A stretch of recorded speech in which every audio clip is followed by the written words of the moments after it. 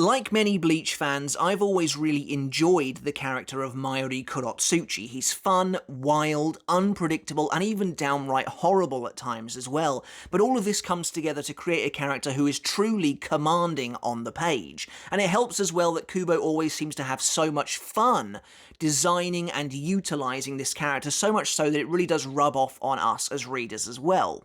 But if there's one thing I've always wanted from Mayuri, post the Soul Society arc, is for there to be another battle later in his lifespan within the story that he actively struggles in. Mayuri's first major fight in the series against Uryu Ishida is one that really puts him on the ropes, and wouldn't yet create this persona of somebody who can counter literally anything that comes his way. That doesn't really start until the Waco Mundo arc. The fight against Uryu pushes Mayuri to his limit, and is not only one of the best fights of that arc, but one of Mayuri's best fights in general. Up until this fight we're talking about now, it probably was his best fight. Mayuri gained something of a reputation of being the epitome of this idea in Bleach that science is the answer to everything that might come up in a fight, to even the most absurd of extremes.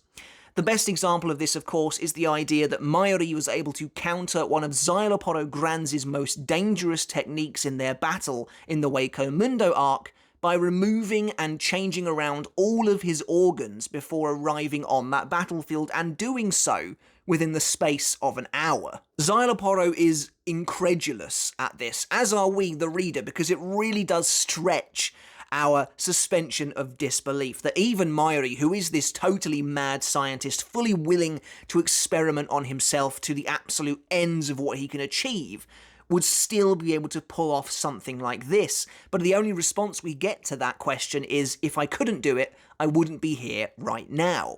And in many ways it does feel like Kubo poking fun at this idea of a completely untouchable mad scientist and blowing it up to its most absurd level with Mayuri, but at the same time it does rob his fights of any real kind of danger, any real sense of investment. And the same goes as well for the Battle of the Zombies against Giselle Jewel in the 1000-Year Blood War arc. And I was disappointed by that fight because it seemed to me like it was carrying on some of the worst traits of Mayuri. While they might be some of the most fun, I wanted to see him really struggle, so I could actually fear for a character who seemingly sails through every encounter with ease. Even more so than Urahara Kisuke, who is well known for having counters to everything, simply because Mayuri gets a bit more exposure than Kisuke overall. And so I was extremely happy with the final battle Mayuri Kurotsuchi got in the 1000-Year Blood War arc, the first of the major Schutzstaffel fights in the Varvelt sub-arc, where he takes on Sternritter C, the compulsory Pernida Parnkgjas, along with his vice-captain Nemu, and he is really, finally, given a fight that pushes him to his absolute limit, that really shows a Mayuri who not only underestimates his opponent, who not only lets his guard down, but who also flies dangerously too close to the sun. Before we get started on the video, guys, if you haven't hit subscribe yet, make sure to do that now for more Bleach content like this every single week, especially in the run-up to the anime next month. And if you really enjoyed the video, make sure to give it a thumbs up as well to help support me and the channel, as hopefully it just means we'll get more traction on the YouTube algorithm. And if you really like what I do here and you want to take that support from me another step further, I do have a Patreon for the channel as well. There's no pressure, you don't have to support me there at all, of course. You'll still get all the videos here, no problem. But if you did want to do that, you can get the videos early, and you can even support me for as little as $1 a month. To everyone who has decided to support me over there, thank you all so very much. As always, they're coming up on screen right now for a shout out, and I really do appreciate it. So the last battle analysis we did on the channel was by far the longest one, and it was also an absolute pleasure to talk about as well, being another of the Schutzstaffel fights, Kyoraku and Nanao versus Leal. But there was vocal support for me to talk about Mayuri and Nemu versus Pernida, and I am more than happy to do so, as I think this is a superior battle to the last one we discussed in many ways, and honestly, there is an argument to be made for this to be the best of the Schutzstaffel fights, and easily one of the best fights in the final arc, and probably, to add another accolade, Mayuri's best fight in the series. Now for me, this is my second favourite Schutzstaffel fight, but my favourite, there's probably a lot of character bias involved there. But I am who I am at the end of the day. But I think objectively, from an outside perspective, looking in, structurally, everything like that, this probably is the best of the bunch. And it's another very long battle as well, spanning from chapter 635 right the way through to 644, meaning it is just one chapter shy of being as long as the Kyoraku fight that would come after it. But again, this is another fight that is totally unbroken, and I am all about that. That's another reason why these Schutzstaffel fights are so good, because they stretch out for so long, but you get a real chance to get truly invested in them, for things to actually happen, and for, crucially, a narrative to be fully formed. And there is absolutely a narrative in this battle as well. Even more so than that Kyoraku fight, which is our closest point of comparison, which does a lot of things right, particularly in the first half of that battle. Even more so than that, this fight is a near perfect example of what you get when two forces collide that feel fairly even if Mayuri is facing an uphill struggle for a lot of the battle, which I do really enjoy. There is a real back and forth here, a real show of tactics, of force, of both sides clashing in a showdown that feels epic. It feels great to watch unfold. And of course, perhaps key to this, maybe even more so than Mayuri and Nemu themselves, is their opponent, Pernida Parnkgjas, who in many ways feels like the natural evolution and yes, even endpoint of Mayuri's opponents. In a string of enemies, Pernida feels like the one that is absolutely the closest to one that really makes sense for Mayuri. Mayuri is a character who has always dabbled in the weird and the wonderful, and against Xyloporo, he was up against a character who was virtually his own mirror image, as was a lot of the fights in the Urankar arc. But here with Pernida, it feels like Mayuri is absolutely in his element. You see that elation washing over him as he is actually discovering and clashing with, in real time, a seismic scientific discovery. And not only that, but there are a bunch of themes on show in this fight as well, perhaps one of the most prominent being this idea of science versus divinity, as Mayuri, probably the foremost scientist of the Soul Society currently, is clashing with God himself. But despite what the title of this video might tell you, Mayuri, Nemu, and Pernida aren't the only ones involved in this battle. Kenpachi Zaraki is actually here right at the very beginning and suffers an extremely uncharacteristically quick and devastating defeat. Kubo uses Zaraki in a really clever way. He's not saying Zaraki is weak, no chance of that at all. What he is doing is showing that Zaraki is not suited for this battle, for what's about to take place here, that we're about to cross over the threshold into the truly weird and wonderful and leave behind swords and Kido and all that sort of thing. The typical archetypes of a Shinigami battle are about to be left behind for something that is more a maelstrom of madness itself, as it consumes all of the fighters. And Kenpachi Zaraki is used as a scapegoat, essentially, and is consumed by the jaws of this battle almost immediately in a way that might make him look weak. But in reality, it's just, this is not a battleground that is suited to him, and it's not somewhere he belongs. But this has to be one of the quickest and most brutal defeats of any character in the entire series, and it hurts even more that it is Zaraki as well. But Zaraki rushes in after a little conversation with Mayuri when they first come across Pernida in this alleyway, and he tries to strike Pernida in the head, and his strike seems to land true. But suddenly Zaraki leaps backwards as something is wrong. Mayuri shouts out to him, and we realise that Zaraki's arm has been twisted and deformed by this, up until now, mysterious compulsory ability, which we've seen in action a couple of times before. Kubo did a really good job with this shrift in general, I think, of really making us so curious as to how it was actually working, while also making it feel terrifying at the same time. You know, that moment where Pernida appears behind Yoruichi and her arm is just snapped in any kind of twisted angle. It's really, really weird, and it's so cool to actually get to see it in action once again in a proper battle scenario. But the craziness of this moment just keeps unfolding. Kenpachi seems to think that he's okay, but suddenly his arm begins to flail and distort madly, spinning around all over the place, completely out of control, spraying blood everywhere. In order to stop this, Zaraki acts pretty quickly, grabs his arm and tears it off, stomping on it as it seems to try and claw at him, twist and contort and try and grab him, and he wrenches his blade free of it, pulling off two of his fingers at the same time. It is gruesome, but I think visually it's a very effective moment. But unfortunately for Zaraki, he doesn't really learn from this, and he charges Pernida again, and you get one of the best transitions I think we'd seen in a while, which shows Zaraki again bringing his blade down upon Pernida, and it seems to once again land true.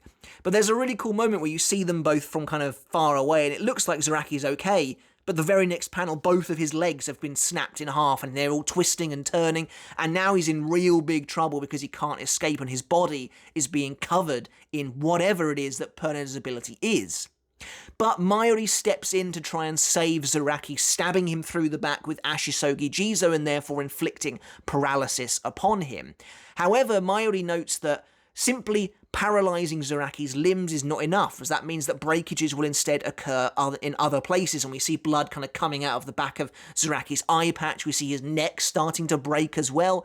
So Mayuri basically activates this other special ability of Ashisogi Jizo, where it knocks out everybody in the vicinity who hears this horrible high-pitched noise. And so Zaraki doesn't fall unconscious, but his body is completely halted from moving entirely, which seems to be enough to render Pernida's ability moot for now. There's an absolutely fantastic Mayuri moment here as well, I think, where, yes, he saved Zaraki's life, but he takes a moment to kind of jab him in the ribs a little bit as he talks to Pernida and he says, you know, oh, at the all too high cost of a member of my beloved captaincy, I've managed to find out the essence of your ability. And he says, you know, noble victories are built on the backs of noble sacrifices after all, so I must really thank you, Captain Zaraki, because you've managed to not only show me my enemy's power, but also give me cause to improve my own Zanpakuto as well. And it's just a huge spit in the face of Kenpachi, which I think is a wonderful moment for this character, as ever since dating back to the Soul Society arc, they've had something of a rivalry. But Mayuri seems to have everything figured out. He seems to be totally in control, and control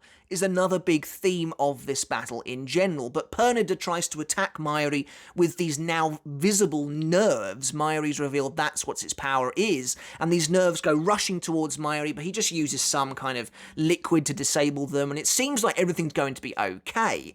But Pernida suddenly begins to rip its hood in half. It seems like it's panting, like it's enraged, like things aren't going the way it anticipated, so it rips open its hood, and Mayuri looks on absolutely shocked at what is revealed underneath.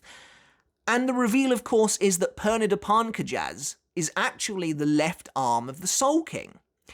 And you know what? Back in the day, I didn't balk at this. I didn't think that was too weird. Actually, this was a reveal I really liked. I thought it was clever, I thought it was intriguing, and I was really keen to find out more. Especially since we'd obviously just gone through the saga with Mimihagi and with the right arm of the Soul King, so it felt natural that there must be a left out there somewhere. And for it to be Pernida was honestly a really cool twist. Now, admittedly, it does completely go against that original version of Pernida with its little hand coming out of the folds of its cloak.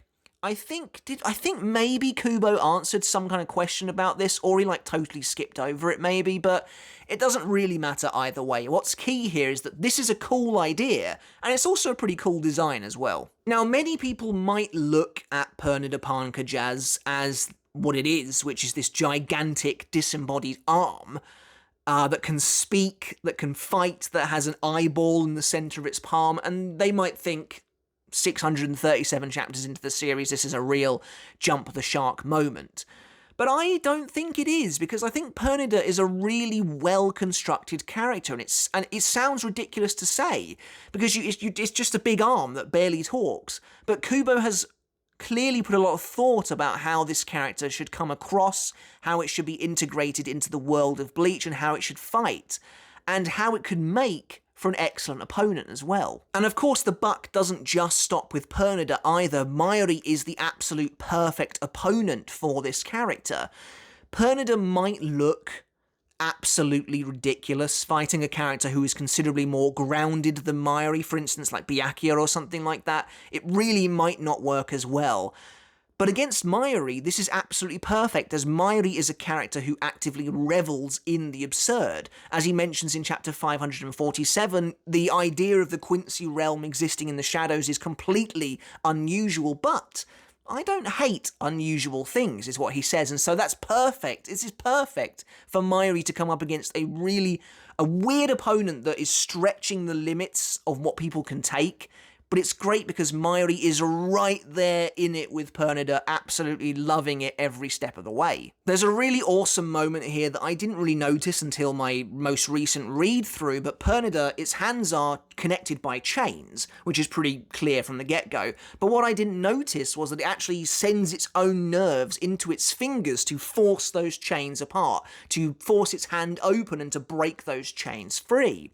I mean, I wonder who chained it up in the first place. Was it the original ancestors of the noble houses when they split the Soul King apart, or was it even Yhwach at a much later date to perhaps just contain the overall size of this thing? Because once those chains are broken, Pernida begins to expand massively. Its arm grows, bursting out of the back of what's there originally.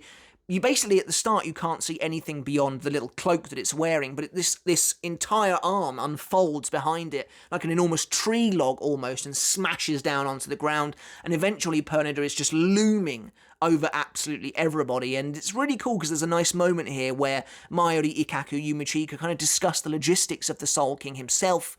Ikkaku's like, was the Soul King this gigantic? And Mayuri's like, well, I've never met him, so I've no idea. But this definitely does match the description that Kisuke Urahara gave me and the Reiatsu that Ukitake was giving off, so there can be no doubt that what we are facing is a remnant of the Soul King himself. And one thing that is very good about this fight that Kubo did very well. Again, this is another one of those battles where it feels very obvious that Kubo planned out basically everything from start to finish, because Nemu is constantly worried in an almost uncharacteristic fashion about Mayuri and how deep he's letting himself get into this fight. It's really good foreshadowing, showing Nemu showing concern for her master in ways that she wouldn't necessarily do so, watching as Mayuri just grows more and more ecstatic with the situation he finds himself in. Ikkaku, telling him to take cover, and Mayuri just being like, why would I leave? I found a specimen that is not only brand new to me, it's exceeding my expectations at every turn. How could I be any happier than this? It's exactly what Mayuri wants, but Nemu is more cautious, and she's watching him, and she says, she hopes that Mayuri is going to be himself here. Because Ikkaku, and at the very start of the fight, Ikkaku and Nemu were both kind of bigging up their own captains and kind of thinking that they would hopefully be themselves, and because of that, this fight would be trivial to them. But it's interesting watching the different ways that plays out. Ikkaku wants Kenpachi to be himself, because then this fight will be no problem. But because Kenpachi is himself, he is taken out immediately. Whereas Nemu wants Mayuri to be his normal, calculating and careful self.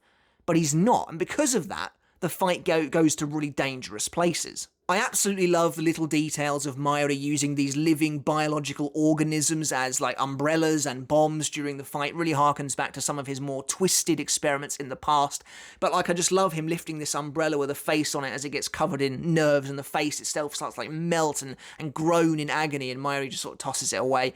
It's that callousness that really separates this character from the rest of the other quote-unquote good guys. And it reminds you as well, crucially, that no matter how far it might seem he's come, he still is despicable as well. And Pernida is a really interesting character as well, although it doesn't really have much in the way of personality, which is an important point that will come into play later on. It seems very fixated on its identity. It really is clinging to this idea that it's actually a Quincy at heart, and that it will serve Yhwach and all this thing, and it hates this idea of Quincy's being insulted, and I think that's really cool as well. Because obviously, the name Pernida Parnkgjas is not its real name, it's the Soul King at the end of the day.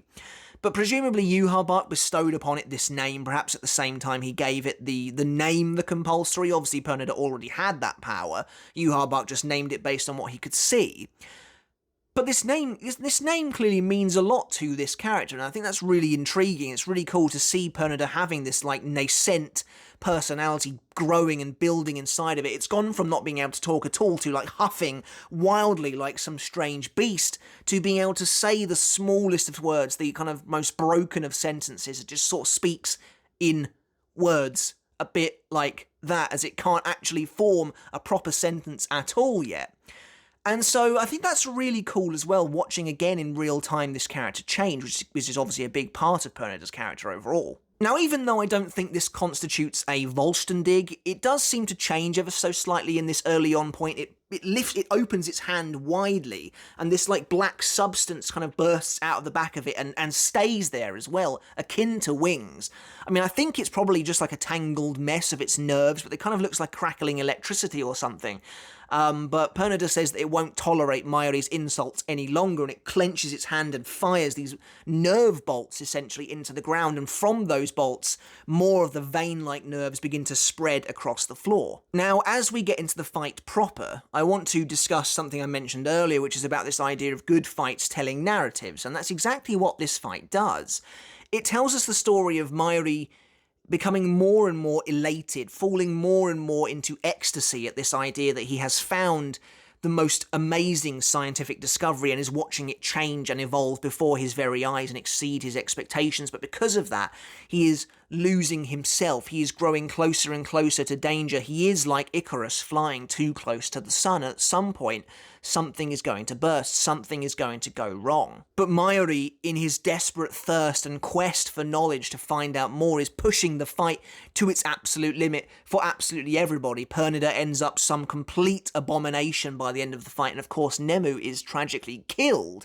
And that's all really a result of Mayuri wanting to get the absolute most out of this he can. Anyway, really, as soon as the fight starts, we're treated to some great choreography. As Mayuri kind of leaps out of the way to avoid these nerves, we get to see some of Mayuri's old tricks where he fires his retractable hand, grabs onto one of the buildings, and he seems like he's safe. But suddenly the nerves begin creeping up the side of the building to catch up to him like vines, and he's forced to let go as the side of the building breaks free, and Pernida is pulling up big chunks of stone and turning them into these almost living hands to fight Mayuri with, which is really, really cool. Mayuri, of course, is surprised that Pernida can control inorganic material, and he's like, yes, you know, show me more, do more, I want to be able to see everything that you can do. But at the same time, he's being forced into corners. At one point, Mayuri kind of leaps between the two buildings to get away from the first hand, only for another one to come in from the other side, and they crash in the middle with Mayuri caught between them both. What's so awesome about Pernida's power, even this early on in the fight, is how oppressive and relentless it is shown to be, not giving Mayuri a chance to breathe at all, which is perfect for a character like this, somebody who can counter nearly anything if he's given enough time. Pernida's power is not letting him do that, as it swamps the entire battlefield. But a massive explosion destroys the stone hands, and Mayuri appears in a different outfit. His blindingly brilliant sun outfit has been destroyed, unfortunately, and we're now left with this slightly more battle-hardened look as he returns to looking more like a captain. And I have to say, I do love this final look for Mayuri as well in the Thousand Year Blood War before the epilogue at the end.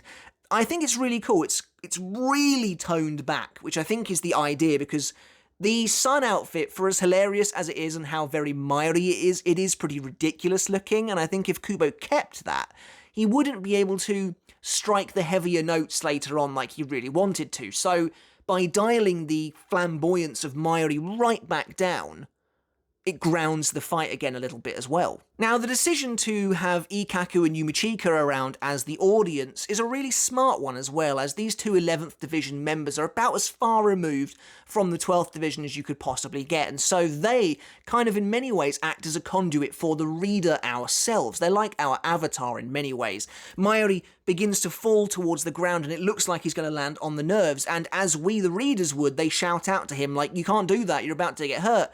But Mayuri presses these buttons on his shoes, activating these like Herenkyaku jet boots, which again is just really awesome. When the hell did he make that? I've no idea, but it's pretty cool, as it allows him to float indefinitely in this world that is full of dense Quincy Reiatsu. Mayuri is now able to get a foothold where other Shinigami might not be able to so easily. And at the same time, this of course means that Mayuri no longer has to touch the floor. But one of my absolute favourite moments in the entire fight occurs right now, and this is where things really change for the worse for Mayuri, and things start to look a little bit dire. Mayuri, seemingly losing his patience a little bit, just flings a bomb at Pernida's little finger and blows it off. Pernida screams in agony as well as his finger comes flying off, and Mayuri says, well, you know, I'll just take you back in pieces then. I'm going to get this finger and preserve it, and I'll take it back to the lab. And he's massively underestimating Pernida at this point. Even after everything he's already been through, he seems to still think he is fully in control. Nothing has really quite caught him unawares just yet. As Mayuri approaches the severed finger on the floor, he obviously splashes it with the preserving liquid, and he's like, once this is over, I'll take you back to the lab. When suddenly, on the knuckle, an eye bursts open, and Mayuri's like, what the? And this nerve comes out of the eyeball itself, attaches itself to Mayuri's finger and snaps it into place, blood shooting out of it as his whole arm is about to be entrapped by Pernida's nerves. Sweating, Mayuri suddenly acts immediately to restructure his arm itself to remove the nerves from it. And it's a brilliant moment, because this is one of the only times in recent memory that Mayuri has been well and truly caught off guard, caught completely unawares. And I think that is the start, the symbol of his downfall in this fight, which would lead things to ramp up even further. And although he's managed to save his life, he is sweating profusely, you know, he's shaking, he's got this big smile on his face, but he's nervous.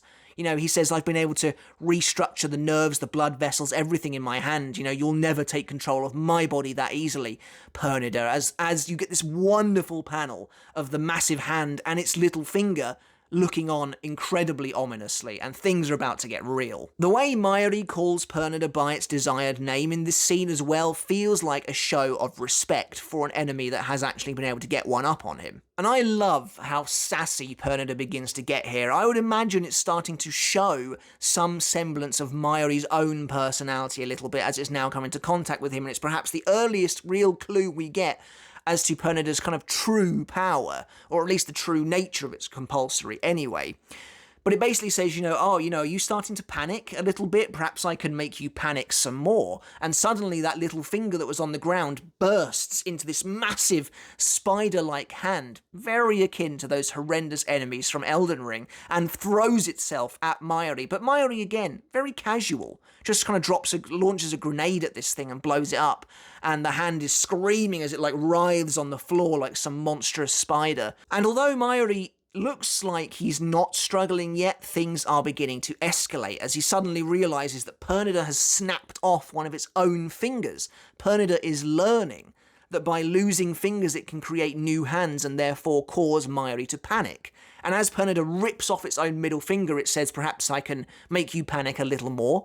And there's a great character moment where the blood runs down from the hole where its finger once was and gets in its big eyeball. And it's like, I got blood in my eye as this new hand and this new arm begins to grow from the finger it ripped off.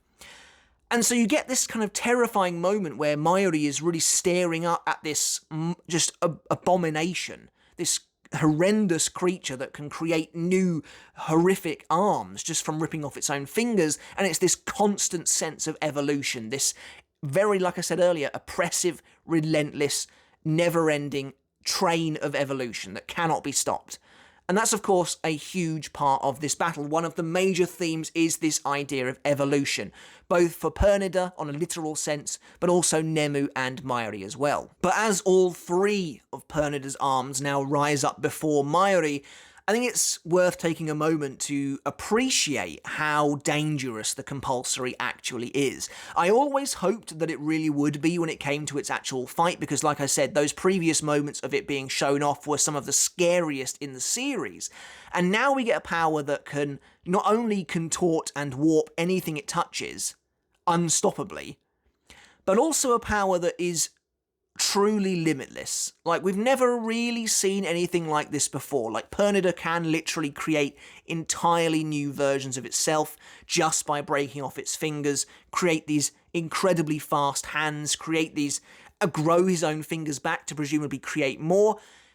The fight never gets that crazy, but it always feels like it's on the brink of total insanity. It's also interesting to note that the central eye, the main eye, bears 2 irises on its eyeball, whereas the other spawn only have 1 each, and I wonder if there's anything behind that, or if it's just a visual quirk to remind us which one is which. But at this point, Mayuri realizes he might be in a little bit of trouble, so he activates his newly modified Bankai Konjiki Ashisogi Jizo Matai Fukuin Shodai, which is again really cool. He gets a nice little Bankai activation ritual where he swings his blade out, brings it out in front of him, and it bubbles and boils, and this massive gelatinous blob appears instead of the blade. And it's here that we get details on Mayuri's Bankai upgrade, essentially, where he's now got almost effectively a brand new Bankai, where he's able to send his Zanpakuto data as a fight progresses, and that Zanpakuto builds within it a perfect counter to whatever he's fighting. And again, this feels very meta on Kubo's part.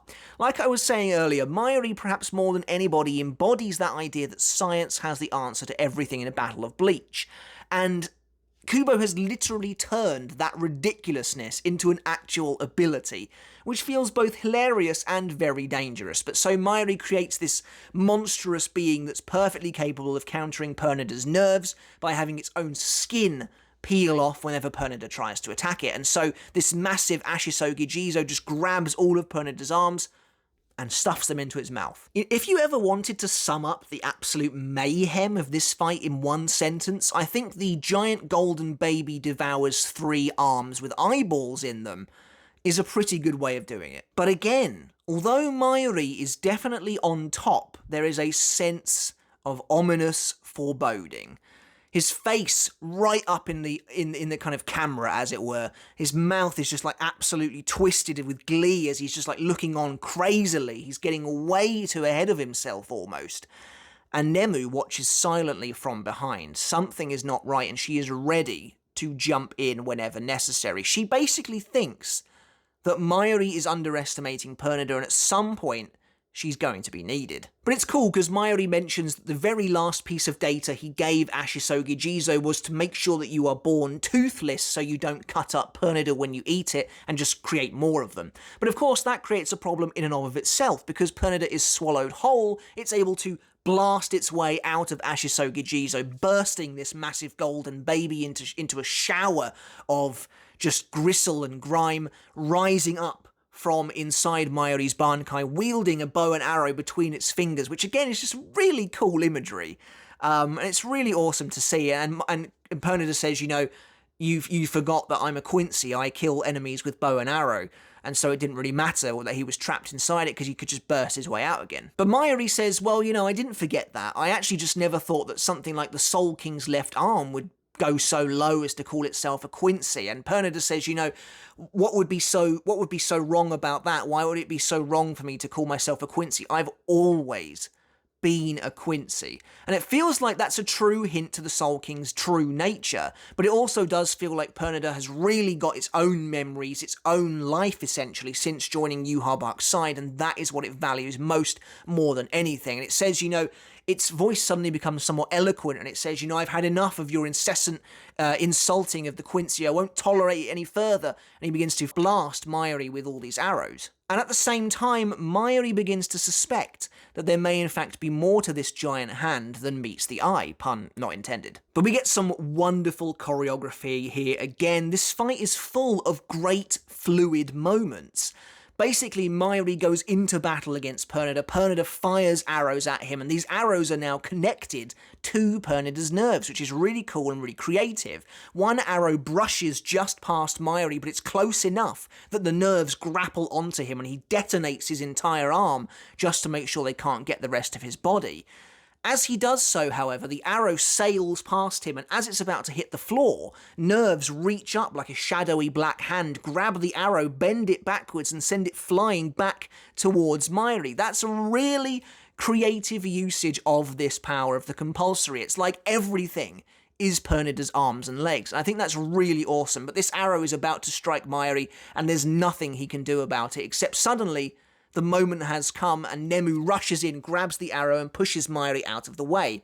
Realizing that her arm is now subjected to the arrow's nerves, she slices it off immediately without hesitation and seems to spiral towards her demise as she's about to hit the floor. But of course Mayuri rushes in, grabs her, saves her and flings her onto a building. Interesting that Nemu, I guess, cuts her arm off with her Zanpakuto. It's a shame that we never actually see her using it, as it seems like it could have a really cool introduction later on in this fight, but I guess it's just not meant to be. Now is probably a good time to discuss Mayuri and Nemu's relationship, as it's always been a pretty strange and odd one, as Mayuri used to absolutely brutalise this character back in the Soul Society arc, like he was genuinely abusive and horrible and just hideous to this character overall. Nemu's reaction and response has always been unwavering, and it's the same here in the Thousand Year Blood War, where she feels almost eternally devoted to him. In many ways, it's quite similar to the character of Roko Paramiya that we discussed in our last video. Mayuri did sort of mellow out after the Soul Society arc in regards to Nemu. It feels a little bit like now that the Gotei weren't the antagonists, Kubo had to tone down some of their worst instincts and tone down some of their worst members, and that obviously includes Mayuri. And he treats her not as an equal, still a subordinate, but he doesn't treat her as harshly or as physically horrible anymore. But at the same time, it's very not befitting of someone who supposedly considers Nemu to be his greatest masterpiece creation. The backstory that we're treated to in this fight is effective, and it's really good stuff, and it along with the Kyoraku fight's backstory, made me think that we were going to get something like this for all the Schutzstaffel fights, which is the greatest evidence, in my opinion, that the other two had to be cut down. But the backstory we get in this is oddly touching, and again, doesn't really vibe with how Mayuri appeared in the Soul Society arc, and it feels like Kubo retroactively just wanted to change up their dynamic a little bit. Because basically, Mayuri is supposed to see Nemu as this perfect creation. She's supposed to be his absolute dream subject that he has been wanting his entire life, and that every waking moment of her existence is a dream come true for him. And that's certainly not how you see him in the Soul Society arc. In this sense, he loves her in only the way Mayuri can love something. You know, it's obviously not true, pure love. It's twisted and monstrous in many ways, but at the same time, that is effectively how he feels. And so I like how their relationship develops in this fight. It's just funny that it doesn't really line up to how it seems to be in the Soul Society arc, particularly. But I think that what we do get here adds real depth to both Mayuri and Nemu. We hear that Mayuri is so happy with Nemu, with her progress, with how she is evolving continuously, that simply being around her is like he's in an endless dream. And he has been in that dream ever since she was born, essentially. The Mayuri that we have known from the very start of the series right until now has been operating within a dream. Not literally, obviously, but for him, as a scientist, that's how he has been feeling this whole time. Here, though, with Nemu seemingly acting of her own accord to try and rescue him, Mayuri seems slightly threatened that his greatest creation is beginning to evolve to no longer take heed of his orders, or at the very least twist them to how she feels they should be. And I think that that's a really intriguing sentiment. We find out a little bit later on why Mayuri feels so threatened about that. But for now, he's on the edge about what's actually happening with Nemu as the fight progresses. There's a nice moment where she gives Mayuri the item necessary, the Hoji Kuzai, I think it is, to rebuild his arm, and before rebuilding hers, she gives him his one first, which is cool. You get this cool shot of the two of them looking out at the massive abomination that is Pernida, and they leap into battle once again. Again, though, you get a really cool shot of Mayuri hasn't quite learnt the lesson yet that it seems Nemu wants him to get, which is that he is throwing himself into the deep end, into real danger, and that one shot of him leaping out into the abyss, essentially, with Nemu remaining behind, is supposed to show that separation between them and how Mayuri is flinging himself into the jaws of discovery, but at real cost to his own life. But I have always really loved this part of the fight. I think it's handled extremely well. Basically, Mayuri and Nemu have a plan to take down all of Pernida's arms. Pernida begins to blast Mayuri with arrows as he uses his jet boots to fly towards it. The other two Pernida arms rise up behind him, and Mayuri is caught in this web, essentially, of arrows as they go absolutely everywhere. Really great shot of all three of the arms kind of like in this vicinity of the city, just blasting Mayuri in midair. Gives the fight a real good sense of scale.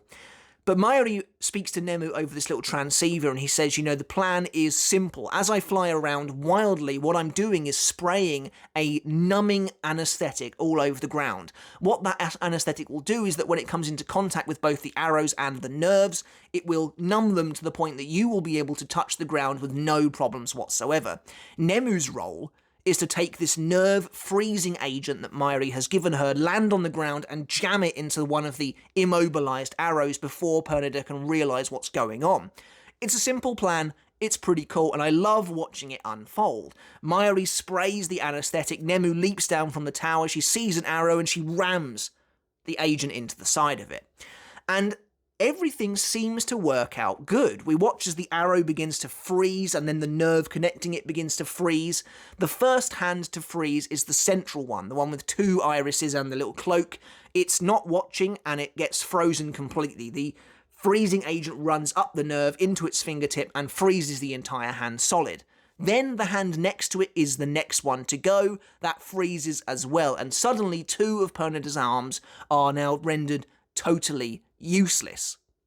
However, it's not over yet. The final arm catches sight of what's going on in a really cool panel. I don't know why, I've just always loved this panel, the way that Pernida arm is like side-eyeing the other hands as it suddenly realizes what's happening, and it's too late for Mayuri to stop it. And this is just a great kinetic moment, because suddenly the Pernida arm looks at its thumb as its thumb begins to freeze, and Mayuri says, you know, it's over. Pernida, again, another wide smile on his face, but suddenly Pernida snaps off its own thumb. The logistics of that are a little bit weird, but it manages to crush its own thumb, basically, splitting it off from its hand and saving itself from the freezing agent. I just love that whole sequence. I don't know why. I just think it's awesome. I love the way Pernida catches sight of what's going on and is able to act fast enough to deal with it. And then it turns to Mayuri and it says, you know, you really think that's enough to stop me, Kurotsuchi? And of course, this is when Mayuri realizes exactly what's been going on all this time. Mayuri realizes that the intonation in Pernida's voice, the way it's speaking, the way it's addressing him, the way it seems to be engaging with the fight in that very moment, is akin to one Kenpachi Zaraki, and Mayuri has this horrific revelation that Pernida has in fact been involving this entire fight, but it's been doing so by using the traits it has gained from everything it has come into contact with. Mayuri, now more concerned with Nemu than with himself, thinks that she is the one in immediate danger. He looks down to Nemu and he thinks that because the hand now has Zaraki's reflexes, it will be able to grab her faster than she can move. And he shouts to her, he's like, Nemu, you got to get out of there. What he doesn't realise is that the true danger in this situation is actually behind him, as that central hand breaks free of the freezing agent, shedding its own skin, and is now right behind Mayuri, ready to grab him. And that's just a brilliantly written moment. Again, going back to this idea that Kubo had this lengthy fight planned out from start to finish. Because it's such a wonderful callback to Matai Fukuin Shodai, Mayuri's new Bankai that was able to shed its skin to save itself from Pernida's nerves. Now the main central hand has shed its skin to save itself from the freezing agent. And that's just so clever. But crucially, Mayuri is the one in direct trouble. A small cool detail here, Pernida has that runic symbol of the Schutzstaffel actually tattooed onto its arm. It seems to be a tattoo, or maybe it's like an actual natural skin formation on this thing. Perhaps it's a symbol of the Soul King itself that Yuha Buck took and repurposed for his Schutzstaffel, or maybe it is an actual tattoo. Either way, it's a pretty cool little detail. The hand closes in on Mayuri, and it looks like everything might be over for our captain of the 12th Division. It's at this point where we get our flashback for Nemu, and basically it's nice to see Akon at this point as well. Down in the Soul Society, the Akon is leading the Research and Development Division to try and get everything back up and running for the Shinigami's eventual return. and they inadvertently reveal these old canisters, which actually contain the remains of the Nemu project, the Nemuri project 1 through 6. And it's revealed that Nemu's real name is Nemuri Nanago, and she's actually basically Nemuri number 7. Akon explains that these Nemuri projects were mostly failures. 1 through 3 died immediately. They were total failures, and all that's left of them is these little embryonic strings, these strands of flesh. That's all that remains. 4 was more of a success. They were able to create an actual brain, with which they then used that technology to fix one of the R&D department's heads, which was apparently damaged in some way. 5 was even more successful, this time birthing an actual fetus that was able to live for a little bit, and in a pretty horrific development, Mayuri took that technology and I guess modified his Zanpakuto with an actual, baby fetus, and that's where Konjiki Ashisogi Jizo comes from, giving himself a Bankai and allowing himself to take the role of captain.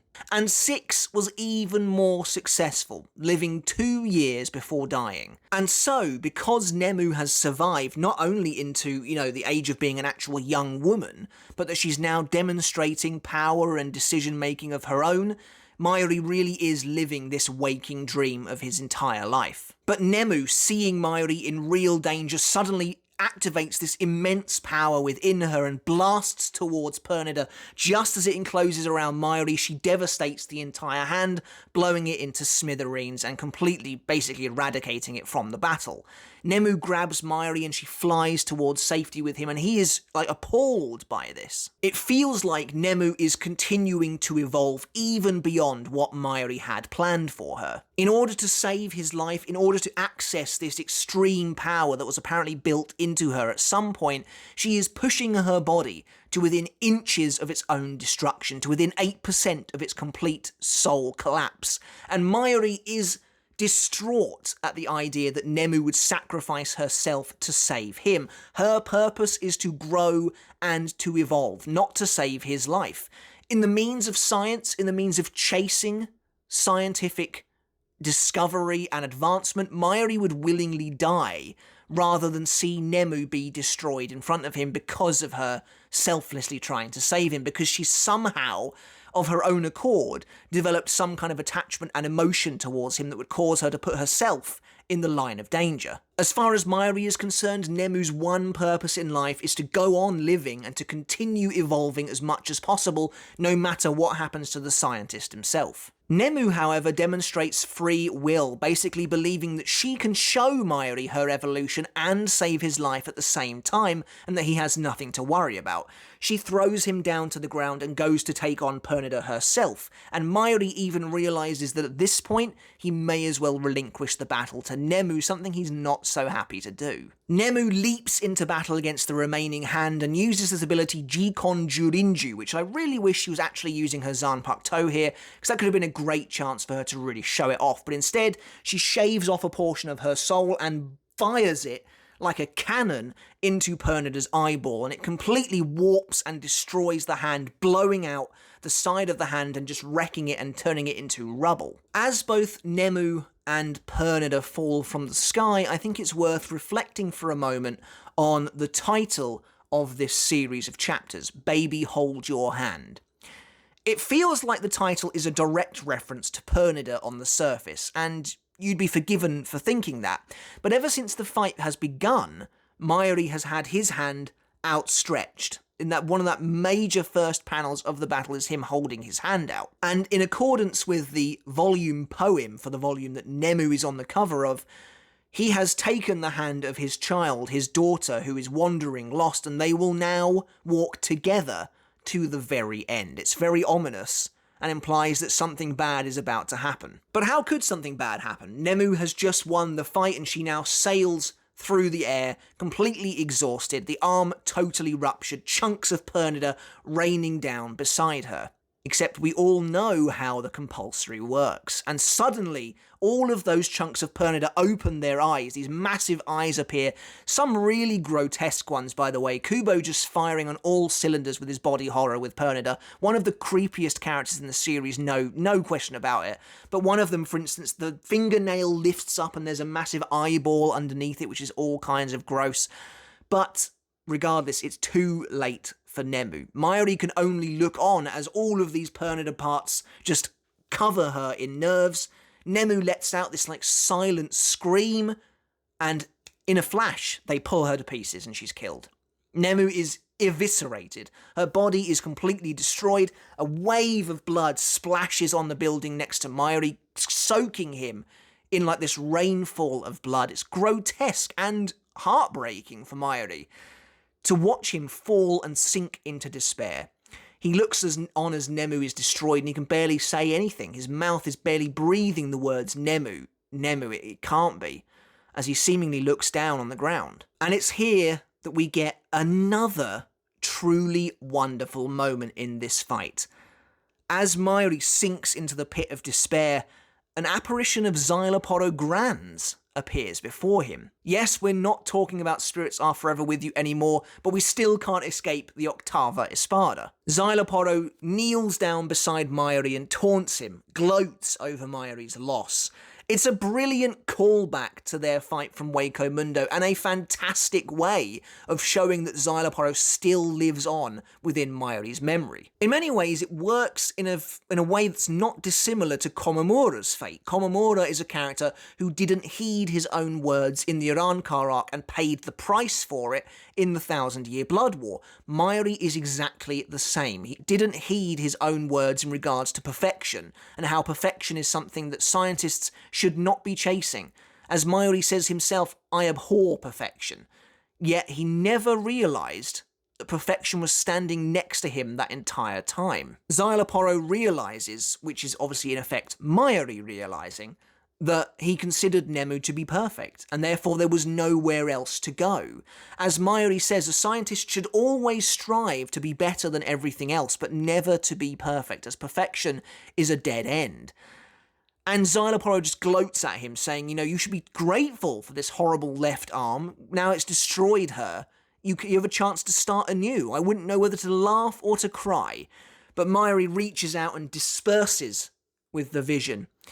And in that moment, when he gets rid of Xyloporo, for the very first time since Nemu's creation, Mayuri is fully awake. He has awoken from his endless dream. Pernida, now a true monstrosity after having to had reassemble itself entirely, smashes down onto the building and begins to devour Nemu, presumably as a result of it having taken some of Ashisogi Jizo's traits into itself. At the last minute, Mayuri snatches back Nemu's brain from the bloody mess, and Pernida tries to grab it back off him, but Mayuri somehow negates it. I've never been quite sure how that worked, whether it's just Mayuri's Reiatsu or something like that, but he basically zaps Pernida just by Pernida getting into kind of close quarters with him, but he's never done that before, so I don't really know where that comes from. But he says, you can keep eating Nemu, you can eat your fill, lap her up, but I'll be taking back the brain. It's at this point that Pernida crucially realises that something is wrong. Far too late, however. As its fingers begin to bulge, begin to inflate and become bulbous, Pernida's like, what's going on? What's happening to me? And Mayuri reveals that in order to progress past Nemuri number 6, the one that lived for 2 years and then died, they had to develop a special organ that basically forced the cells to rapidly regenerate in order to prevent it from collapsing in on itself, essentially. That organ made it so that they had to keep being rebuilt over and over and over and over again. And the only thing that kept it from going completely crazy was the brain itself. That acted as a central focal point that basically held Nemu's entire body together. Now that Mayuri has taken that brain away, however, that stability is gone, and Pernida is only devouring the organ itself. And because of that, Pernida begins to experience this rapidly accelerated regeneration. Its whole body contorts, the eyeball comes like bursting, ballooning out of its socket, and everything, it completely explodes. The entire thing blows up, and Mayuri looks on as Pernida is completely and utterly destroyed. Tiny pieces of Pernida kind of rain down, and they begin to regrow and rebuild as you would expect, but they are now trapped in a violent loop of regeneration, simply exploding every time they start to regrow until presumably there is literally nothing left of the left arm of the Soul King. In my opinion, it's a messy end, to be sure, but I still like it better than the Kyoraku fight, which again I don't hate at all. I really enjoy the Kyoraku fight. It's just, for me, the whole Issei thing did come out of left field a little bit too much. Whereas I can definitely buy a little bit better that Mayuri had to implement something like this into Nemu's being to keep her going, to keep her alive. And it felt like the backstory we got for her felt a little more natural overall, and so the ending of this battle definitely made, in my opinion at least, a little bit more sense and was overall a little easier to stomach, although it does still sort of come out of nowhere a little bit. It is funny to think that both Pernida and Xyloporo were killed because they came into contact with Nemu. That just kind of goes to show how much of a failsafe she is for Mayuri. But despite Mayuri waking from that dream and really taking it into his own hands, the chapter title for the final chapter of this battle is titled Never Ending My Dream, which says an awful lot, I think, about what Mayuri would go on to do after this fight, that he would continue his work with the Nemuri project to make something that was utterly perfect, or as close to it as possible, and basically kind of shows as well that he hasn't given up hope. It is weird. It's weird viewing loss from the perspective of a true deranged scientist like this. Like, he obviously doesn't experience really emotion in much the same way as other people. He is sociopathic and twisted. There is a clear showing of loss and sadness over the death of Nemu. But I guess, like any good scientist, he does see it eventually as just another chance to grow and rebuild. But it also does mean that we don't really get to mourn Nemu at all, and she feels like one of the more odd casualties of this war. But as Mayuri walks away from the battle, his legs are destroyed, and he reveals that he was obviously caught up in Pernida's final attack of whatever kind it was. But Ikkaku and Yumichika return on the scene, having not actually abandoned Mayuri despite the situation they found themselves in, and he kind of applauds them for that, albeit a little sarcastically.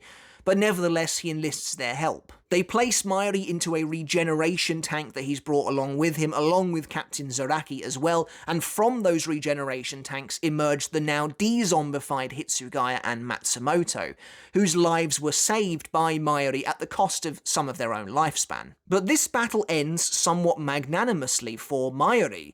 Whether consciously or not, Mayuri has emerged from this fight a hero. Hitsugaya thanks him for saving his life, Ikkaku and Yumichika thank him for saving Zaraki's life, and Mayuri doesn't really know what to do with, as he says, this deluge of gratitude. It's kind of new to him, it's foreign. He's always been that miserly kind of outsider looking in on the rest of the Gotei 13, only furthering his own self-interests, but really, particularly in the Thousand Year Blood War arc, it feels like Mayuri started to understand that he does kind of need these people as well, and more so than that, they need him. And so it's really cool to see him getting that gratitude, to see him coming down off his pedestal a little bit and being thanked like the hero of the war he was. It seems like Mayuri is, after all, somebody who does place value in the lives of his comrades, even if he would never outwardly say it. What's more important to Mayuri, however, is that we see just as he's about to pass out, he's keeping Nemu's brain literally close to his chest, and he is absolutely elated with what she showed in that battle, that she was a konpaku that he created from scraps that evolved of its own accord beyond even his comprehension, and that's exactly what he wanted her to do, and now he can make Nemuri Hachigo, who will hopefully go even further. I mean, that in itself is kind of twisted. Mayuri is really playing God, and at the end of the day, Nemu was a living being, and he doesn't seem too fussed anymore that she was ripped apart in front of him. But I mean, that is the nature of being a mad scientist, I suppose. But Mayuri the very last thing he thinks before he passes out is that he is happy that he has now finally stepped out of his former master Kisuke Urahara's shadow. Of course, that's not quite accurate because we know that Kisuke has achieved this a while ago with Ururu and Jinta, but we'll keep that from Mayuri for now. And so we come back around to our final major theme of this battle, sleep and dreams. And Mayuri passes into sleep as the fight ends, and we see him figuratively sinking deeper and deeper into this cavernous ocean as he basically just falls into unconsciousness. And it's like the spirit of Nemu is watching over him as he falls, and he's still holding, even as he passes out, her brain close to him. But it's really, really good stuff. It's just crazy. I never expected Kubo to go so deep with it, to see Mayuri sink to the bottom of the depths, but after a fight that really tested him, really pushed him everything I wanted, he emerges bloody, bruised, limbs snapped and damaged, and he emerges a stronger character for it, I think. And so did Nemu, even if her result was ultimately more tragic. It really put their relationship in the spotlight on a pedestal in a way I had never expected. And let's not forget about Pernida either. I think a really awesome villain. And a villain in a way that maybe it doesn't seem like it knows it's an antagonist, but it's still really fascinating. And ultimately, that power of the compulsory is one of my absolute favourites of all the Sternritter. So it was a real joy talking about this fight, because it really is one of the absolute best in the 1000-Year Blood War arc, if not the whole series, and I absolutely loved it. But let me know in the comments below, guys, what do you think of Mayuri and Nemu versus Pernida Parnkgjas? Do you enjoy it as much as I do? What's your favourite moment from the fight? And who do you think the standout character is? Let me know in the comments down below. I'd really love to hear your thoughts. Don't forget to hit subscribe if you haven't done already. Check out my new channel, Mr. Tomo Talks Games, if you're into gaming at all. And until next time, guys, I'll catch you later. I'll see you then.